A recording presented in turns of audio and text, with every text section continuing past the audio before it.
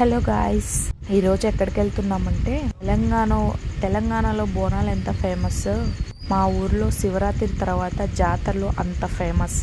మా రాయలసీమలో specially night అయితే మేము గంగమ్మ జాతర ఫేమస్ అన్నమాట. కొన్ని లక్షల మంది వచ్చుంటారు. మేము వెళ్ళాము. నిన్న నైట్ అమ్మవారి దర్శనంకి అయితే మాకు కుదరలేదు, ఎందుకంటే చిన్న పాప ఉంది.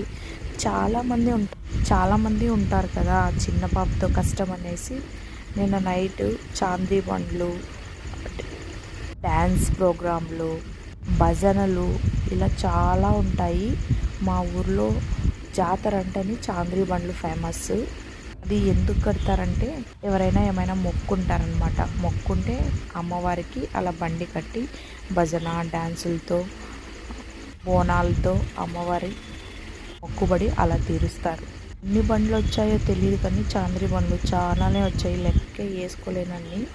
నిన్న నైట్ అయితే ఫుల్ ఎంజాయ్ చేసేసాం మేము. చాలా బాగుంది, చాలా మంది రష్ ఉన్నారు. అసలు మాకు కొత్త ప్లేస్ కదా, అంటే నేను ఫస్ట్ టైం రావడం ఇక్కడికి, ఈ జాతరకి. మా ఊరిలో కూడా మేలో గంగమ్మ జాతర జరుగుతుంది, కానీ ఇంత జనాలు నేను ఎప్పుడూ చూడలేదు.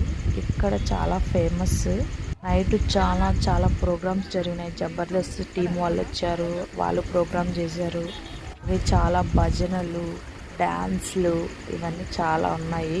ఇవన్నీ చూసుకొని ఒక 3 o'clockకి మేము ఇంటికి బయలుదేరాము. అర్లీ మార్నింగ్ 11కి వచ్చి, అప్పుడు దర్శనానికి వెళ్ళడం కుదరలేదు, ఎందుకంటే చాలా రష్ ఉన్నారు కాబట్టి చిన్న పాపతో కష్టం అనేసి మేము వెళ్ళలేదు.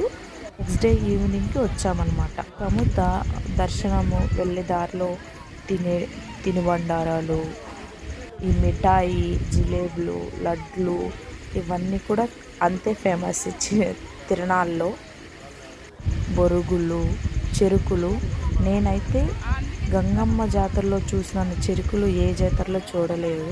చిన్నపిల్లలు ఆడుకునే బొమ్మలు కానించి ప్రతి ఒక్కటి ఉన్నాయి.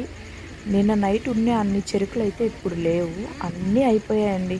ఎవరు జాతరకు వచ్చినా చెరుకులు తీసుకొని పోవడమే. ఒక కట్ట అంటే 10 చెరుకులు వస్తాయి. అవి వచ్చి 300 చెప్పారు.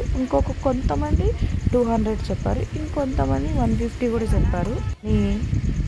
దర్శనానికి వచ్చేసాము. లోపల అమ్మవారి గుడిలో డెకరేషన్ అయితే చాలా బాగుంది. అమ్మవారి కళ్ళు వేశారు చూడండి, ముక్క పుడక చాలా బాగుంది. ఇక్కడ ఏం బెనిఫిట్ అంటే ఫోన్ అలో ఉంది. అలాగే అమ్మవారు కూడా చాలా అలంకరించారు, చాలా అందంగా ఉన్నారు అమ్మవారు.